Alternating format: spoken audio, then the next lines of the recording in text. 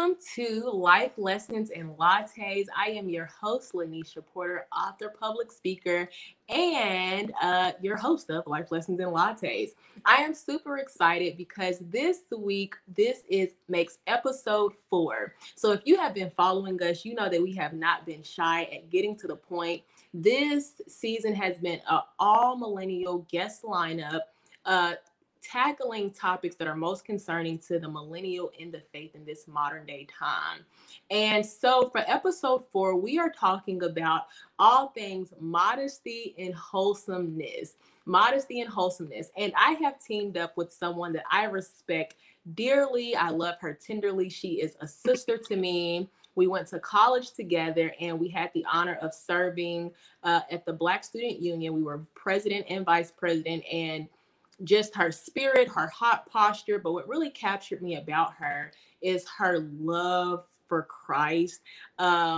She was an evangelist through and through. She was an Andrew, inviting me to church. When I was away from my church home, she opened up her church home to me and made me feel just as a part as I had been there for years. So to a sister in the ministry, a sister in the faith, and a sister, a personal friend, I welcome to the show, Diamond Tiana. Diamond, thank you so much for being here. Thank you for having me. Absolutely. Please tell us a little bit about yourself. You are just rock star, nonstop, on fire. Tell the people who you is. I am Diamond Tiana. I am from Westchester, which is in New York. I have attended and graduated from Manhattanville College, class of 2018. I am currently a paralegal, working for legal services, and I love God, love people. That's me. And she's not kidding about it. She is on fire for the Lord. So, Diamond, today we're talking about modesty and wholesomeness. And when you think of modesty, what comes to your mind when you think of modesty? When I think of modesty, I think of just being of good character, being clothed, being covered, just being in a sense of, not showing too much, or doing too much. If that makes sense. Absolutely. Absolutely. So when I think of modesty, I just really think of having a level of preservation for what is sacred, what matters the most, both in how you present yourself, but also most importantly in your character. In your character. And so if you're in the church culture, geez, gotta talk right today. If you're in the church culture, you will find that this is one of the staples in the conduct of Christianity is modesty. However, I think that it gets a little bit one-sided sometimes, and you probably quickly understand where I'm going with this. I think that we are told to be modest, that we are told to act with wholesomeness, but often we see that advice is highly admonished for women, and men kind of go without the same level of being monitored or being policed. Would you agree with that? That's just an observation I'm making. Do you agree? I definitely agree. I would say just that. There's a level of expectation for a woman that we see in church, especially, where it's not for men.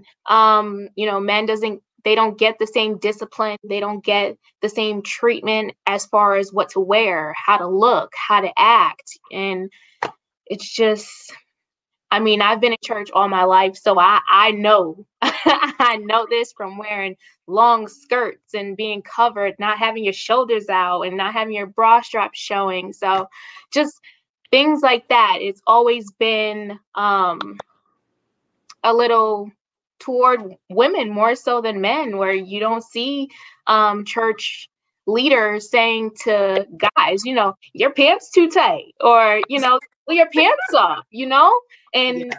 maybe your shirt is too tight, you showing too much muscle, that kind of thing is just, it's just not fair.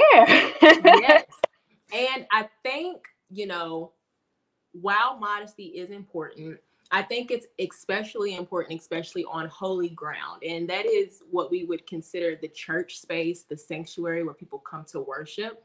The only person who should really be in observation during that time is God himself. So we are being moved by the Spirit, we are being vulnerable. And we would hope to create a space that is devoid of distraction.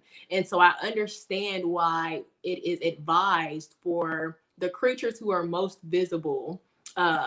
Men are visual creatures, excuse me, and women, we're beautiful in our visibility, right?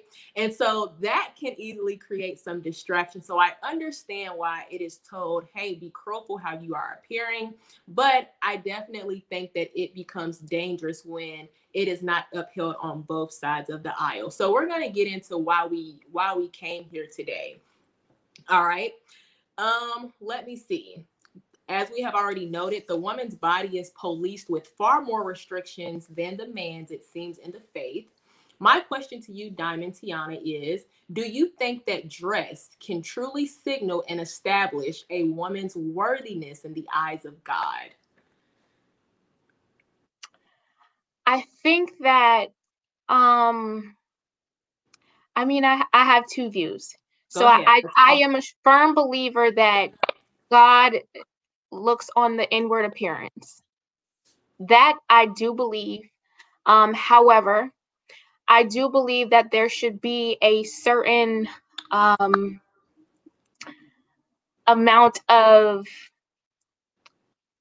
I don't know how to put this. There should be, you know, limited exposure of your body. I do believe that. So when I say that, I mean you should not expose too much. I mean, you know, leaving some for the imagination, as older people would have said.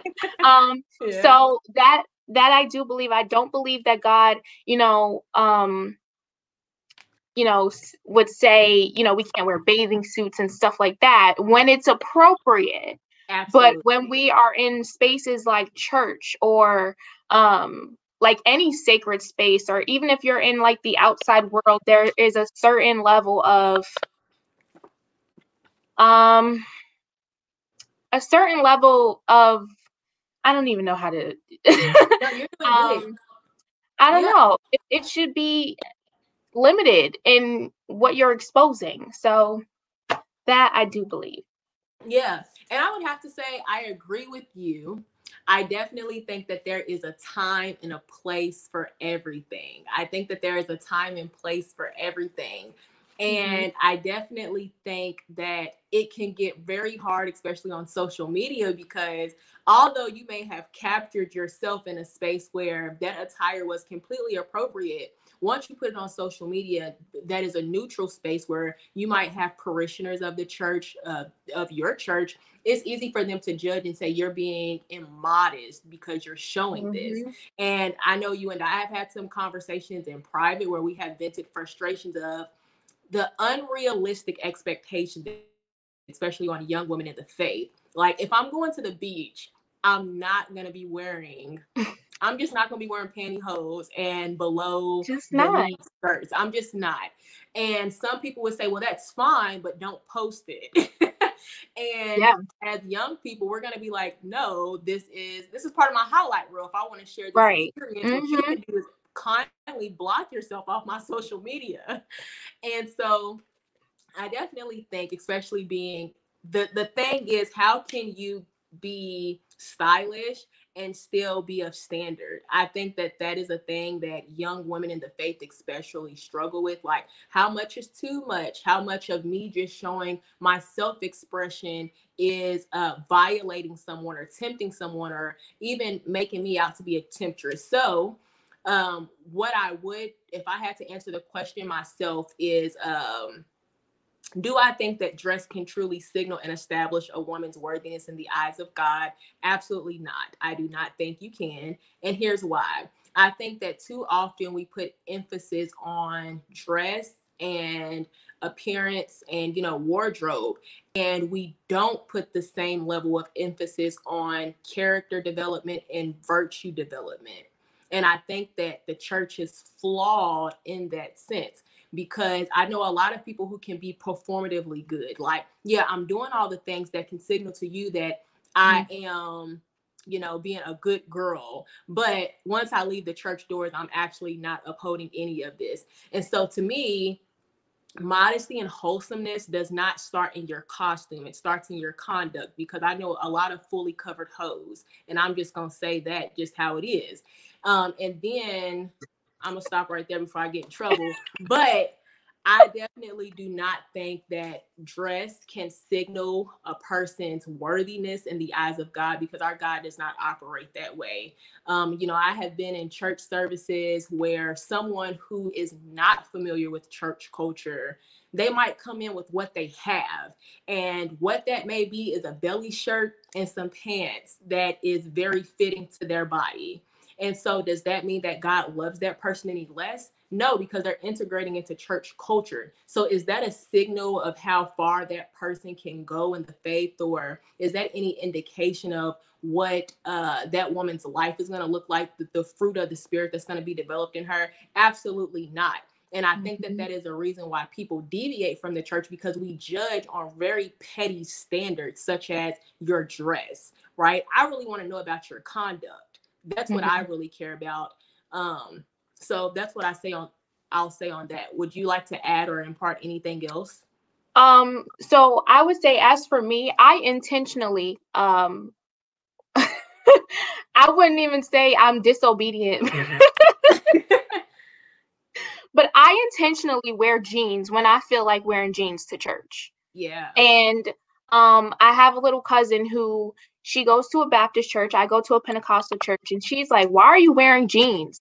And I'm just like, "I'm going to go how I please, how I want to wear my stuff. That's how I'm going to wear it." So my thing is jeans and heels. That's my look. Like, that's my go-to if I just want to get up and go to church and not have to worry about, picking out a full-blown outfit. Just put on a sweater and some jeans. That's me. Yeah. So why should I have to waste hours and hours trying on outfits on a Sunday morning and then make myself late when that's not even what we're supposed to be paying attention to? So little things like that, like, it's just important that we stay on track and stay focused on what matters, because what I'm wearing shouldn't have anything to do with how you are worshiping the God. Okay? Like, that is for me. I'm going to wear what I want to wear when I wake up. If I pick out that outfit, that's what I'm wearing. I'm not getting doing no late night, "Oh, let me get this stuff out for church tomorrow." No, I'm not spending hours. So that's just me. Because I think the thing is, the level of expectation and the level of stress that really can invest in a person. Are men being held to the same standard? Do men literally have to sit there with their clothing and say, like, "Oh, is this too thin? Is this going to distract someone during worship?" Whereas women, we consciously have to micromanage and be aware of what we do, because we are the ones that's going to be held accountable, despite the intention that we have putting it on is just like, let me put it on, let me get to church. Let me say, for most women who are serious about worship, they just come, they want to lay it on the altar, they just want to worship. We're not thinking about how we're not looking to entice anyone, but there could absolutely be someone in the midst of you worshiping being completely distracted in a way that you did not intend. And so in that, I try to be mindful, but there's a level in it, of course, that feels unfair, because as you said, Donna, sometimes the men be coming to church and the V cut, and it's like, hold up, you have on a V cut and I can see your chest and I'm getting some ideas. So, and don't even get started with sweatpants. Sweatpants are highly suggestive clothing material that men wear that can distract a woman. But I don't see them being policed in the same way that women are. Like, yes, the large looks nice on you, brother. I can see your muscles, but go ahead and take it up to an extra large, because if the sanctuary is supposed to be devoid of distractions, visible distractions, right? All we're saying, people, is The same way that women's bodies are policed, men's bodies should be policed the same, if it's really all about not creating distractions. But I think traditionally it tracks that people like to people like to put unrealistic standards on the bodies of women, and it's the woman's body is a place where like political desire and like standard clash, and it's just chaotic for no reason, than it has to be. But I remember once I was I can see also the other side of it, because once I was worshiping with a friend, and he happened to be a male friend, and this was way before COVID, so we were in sanctuary as business per usual, and a young woman walked in, and she had a very enticing physique, and everyone as she walked past looked at her. And he was like, and that is why you're told to be modest, because it's hard to focus. And I was like, okay. And that I can completely understand. Would completely empathize with someone who's maybe struggling with sexual impurity, and then they have to come to church and deal with that. So I get it. All right. Now, let's jump into another question, Diamond. Let's see. Do you think that things such as jewelry, hair color, even just small adornments, necklaces, things of that nature, heels, do you think that that creates unnecessary attention toward the woman's body? I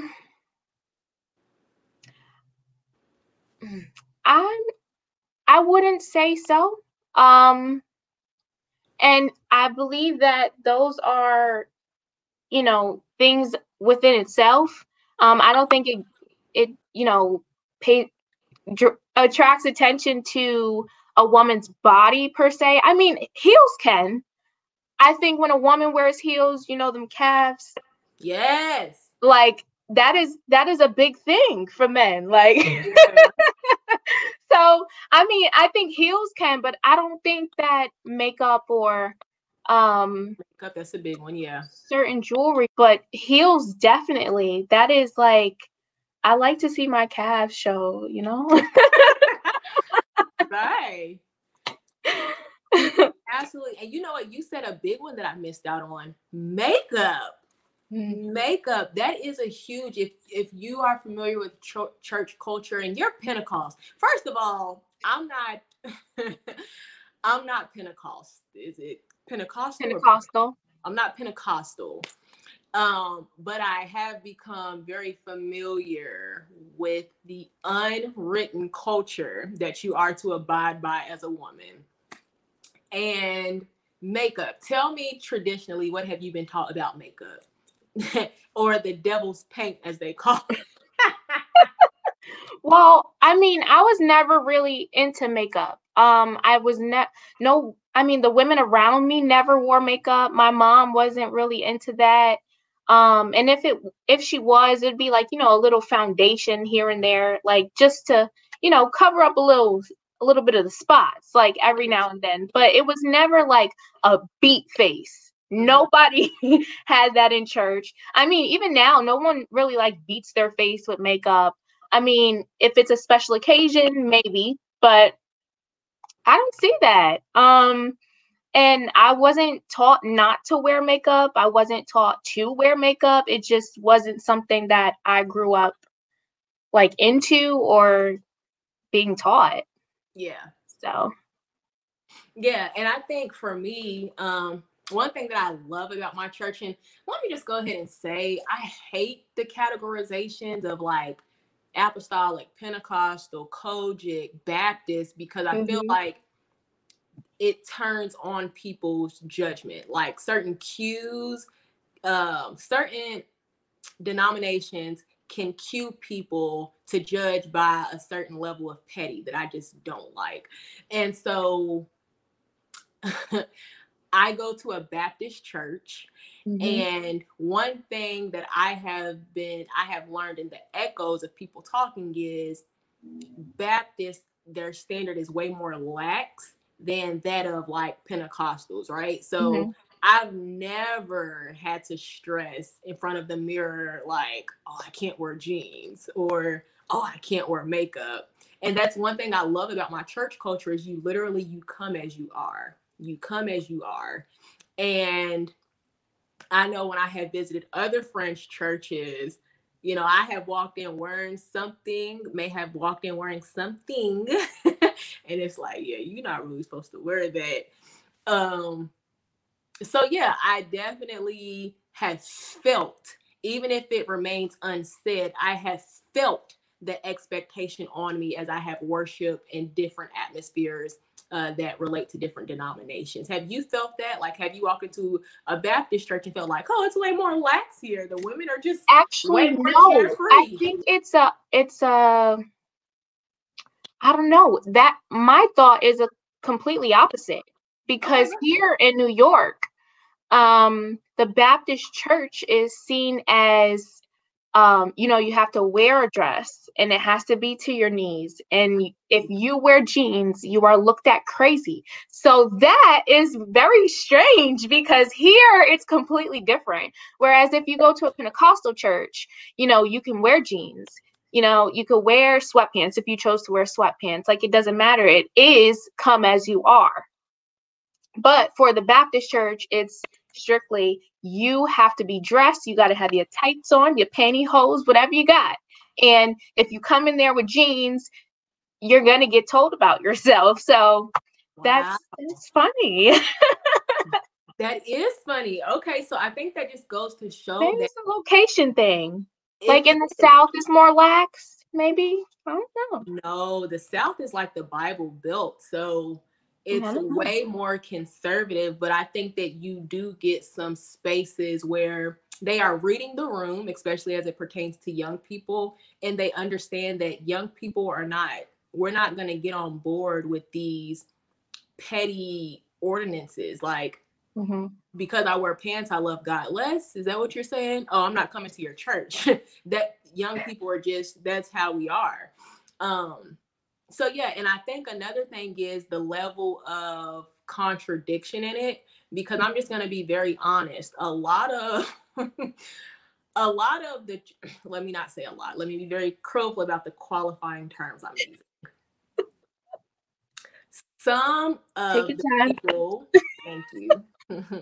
Some of the people who have stood before me to recommend a certain level of wardrobe to promote an idea of modesty have been less than modest in their own situation. So, for instance, I've had certain women, tell me like, oh, this isn't modest, or this doesn't signal virtue.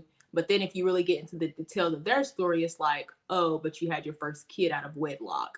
Not Mm-hmm. to demonize you for that, but when you go around issuing certain level of advices to people, and you do put yourself in a situation of moral authority, then people can feel compelled to say, well, what is your truth? And I think, and I actually talked about this with some girls at a women's conference, is like, a lot of mothers in the church, they'll tell young girls certain things not to do, but then when you look in their story, it's like they've done it. And I get it. Yes, maybe you are on the other side of it, so you can advise them in a way from the depth of experience. Mm-hmm. But sometimes it seems contradictory that you're demonizing a young girl for going through the same things, feeling the same desires, having the same experiences that you have. And instead of dealing with them in a real way and saying, like, hey, let's deal with the virtue part of it, you're demonizing them by the dress of it, or you're writing them off because of their wardrobe. I do female mentoring, and sometimes, parents will come to me asking me to side with them in terms of like the wardrobe for their daughter. So they'll say, oh, tell her she can't wear this dress to prom. And it's like, No, I'm not going to tell her, why can't you wear that to prom? And my thinking is, it's not the dress you need to be worried about. It's the conduct of the girl wearing the dress. So if Right. you really raised your daughter to be conservative, if you've raised her to respect her body, if you've raised her to advocate for herself, then you don't have to worry about her being sexually inappropriate on prom night. And that's just my thinking. And I really think that that would be the same level of thought that I would have as a mother. I don't care about the dress you wear. I mean, of course, if it's something that is insanely inappropriate and just like completely provocative for your age, I'm going to ask you to reel it in and rethink your choice of dress.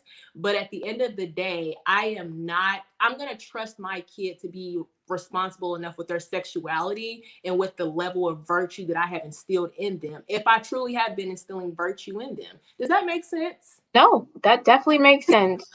So yeah, I think parents get mad at me like, you're supposed to be her mentor. You're supposed to tell her she can't wear that. It's like, she Yeah. can wear it, but it's the girl that's wearing it that I'm Mm-hmm. concerned about, not the dress. Right. All right. My last question for you, Diamond. Actually, I have some more questions for you. Okay. But the last question I really want to get to here is, does this carry, right? The expectation that we put on women in terms of dress, does this carry any connective tissue to scriptural standard, right? That's what it's really all about. There's culture and then there's the Bible. What is the Bible admonishing us to do? And is there any connective tissue to scriptural standard? All right. So I did take a few notes on this. Let's get into it. That's why we're here. If you are tuning in with us, please feel free to drop your thoughts in the comments. I am here with Diamond Tiana, and she is here from Westchester, New York. My sister joining all the way from New York. Shout out to the NY. And we are focusing today on modesty and wholesomeness, right? So, Diamond, go ahead and teach us. Teach. Teach us. So Make in Gertrude terms proud. of the Bible and the Bible's context and what we think of in terms of our bodies, I would say there is a lot of connection for a woman's body. We talk about the body being the temple and things of that nature. So, taking care of your body inside and out. That's just one general way of thinking about it. Like not intaking too much as far as, health and wellness, simple things like that, or even, having men touch your body. I know, a lot of the times the woman's body is mentioned as being sacred in terms of even when a woman is on her cycle. In the Bible, I believe I want to say it's in Leviticus. So it talks about, how there's like a waiting period that you're not supposed to touch a woman. I believe it's like a certain amount of days after her cycle. So even with that, like that's just a way of saying, your body is sacred. And it's not to be touched. Like even in the Bible, it says you're not a man. Someone's not supposed to be sitting where a woman sat when she's on her cycle. So even like things like that. So there are biblical connections there in terms of a woman's body and modesty and how a woman is supposed to carry herself, how she's supposed to act and stuff like that. So Yes. yeah, And I just want to tag in there. I definitely think that there is reason, and I think that there is purpose in why the woman's body is um, placed with a higher level of responsibility other than the man. And I think it's because, one, women are just, I honestly think, and this is not to be misconstrued, that women are the closest thing that we have to the divine here on earth. From the gifts that God gives us in terms of our intuition, our power in its nature to make a house a home, to make food a meal, the maternal instincts that we have to kick in, the power that we have to just walk in a space and change it.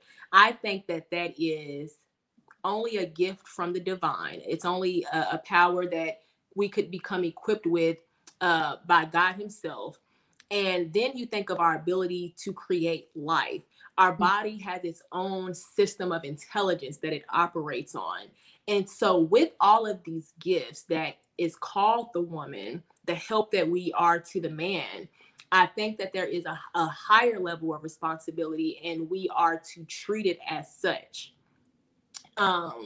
So maybe that's a question, or maybe that is a answer that I will live my way into is, why is there such a difference between the conduct of a man and how they're expected to behave, and the conduct of a woman and how they're expected to behave? But I think the start of me answering that is just understanding that because God has higher calling for us, that is just what it is. Someone once made a joke and said, there's a reason that Solomon was a wise man, and that's because he was the wisest man of them all, and that's because of all the women that he had. So I definitely think that it is such a gift, such a power to be a woman. And some things that stuck out to me, let me see. 1 Timothy chapter 2, verses 8 through 9. It says, I want men everywhere to lift up holy hands in prayer without anger or disputing. I also want women to dress modestly with decency and propriety, not with braided hair or gold or pearls or expensive clothes, but with good deeds appropriate for women who profess to worship God. And I think for me, that gets to what I was saying earlier is,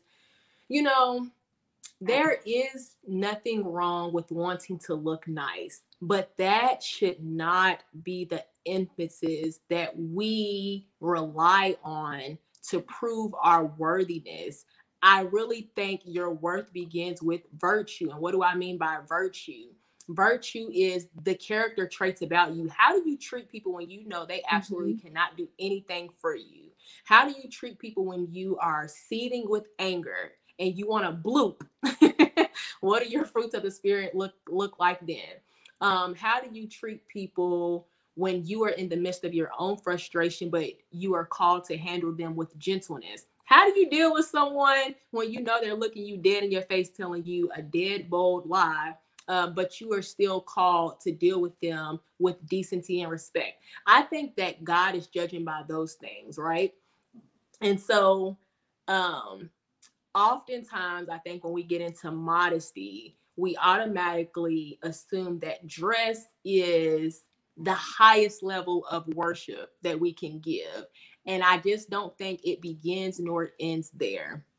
I definitely think dress is important in terms of not being a stumbling block for our brothers or our sisters who may be stumbling with things.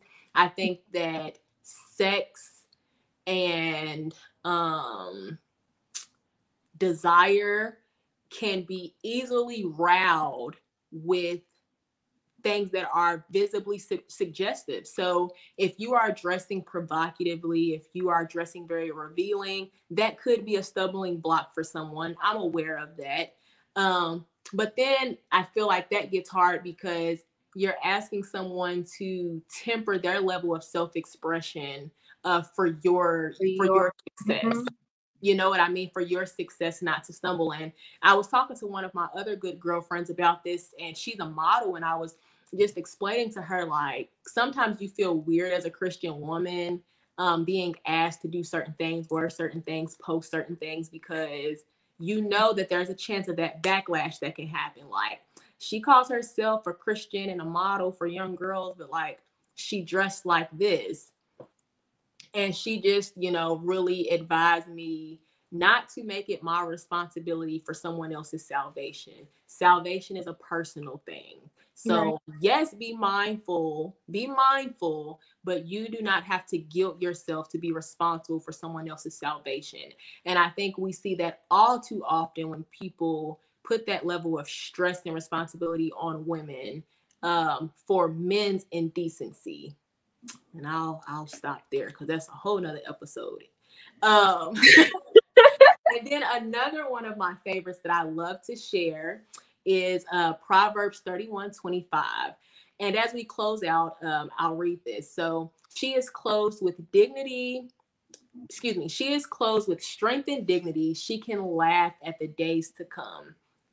And so if you know anything about Proverbs 31, what it does is it describes what is really the ideal woman. So the woman that in our totality, we should all have aspirations to become. We know that the Proverbs 31 woman is the standard for Christian women. She rises early, she labors hard, she is active in her community, and at the end of the day, her family, her children rise up and they call her blessed. And she does things such as she remains clad in dignity and she laughs at things to come. She does not fear of the future.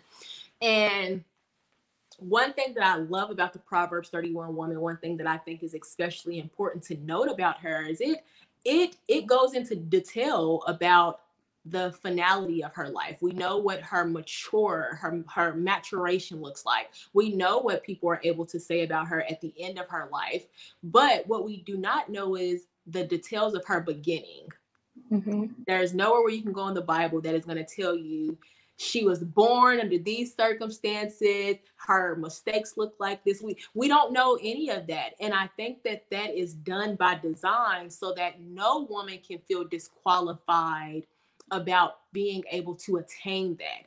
I think that whether you maybe your beginning was prostitution, maybe your beginning is that you were immodest and you did not discriminate about who got access to your body. Or maybe you have been a woman who has been more virtuous and more righteous all of her life.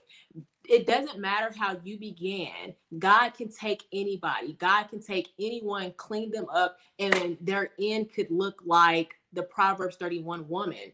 And so when I read that, I was just like, I want to know about her struggle because I want to know if we got the same struggles. Did she have the same pressure points as I did? But that's nowhere to be found. And I think it's by design so that no woman would feel that they do not qualify for the blessings that are possible to redeem with God's love. So, Diamond, Tiana, is there anything else that you would like to impart to the people who are watching Lanisha's Life Lessons in Lattes and they're tuned in to hear a good word about modesty and wholesomeness? Anything at all that you would like to say? I don't know. I would say as a millennial who is heavily invested in my church and in my church practices and the Christian religion and stuff like that, I would say if you are not a church goer, if you have not been to church in a while, don't let what you're wearing discredit who you are. You can still attend, find a church home that will accept you anyway. There's church homes where dress is not that significant in where you are. So just find a church home and focus on what really matters. Like, dress is not that important. It's your faith, your soul. Make sure that you are connected. So that's what I wanted to say. That's it. I don't need to follow that up with anything. I hope that goodness and mercy would follow you as you depart from this broadcast, that you would have a good week, that you would remember what Diamond has just imparted to you.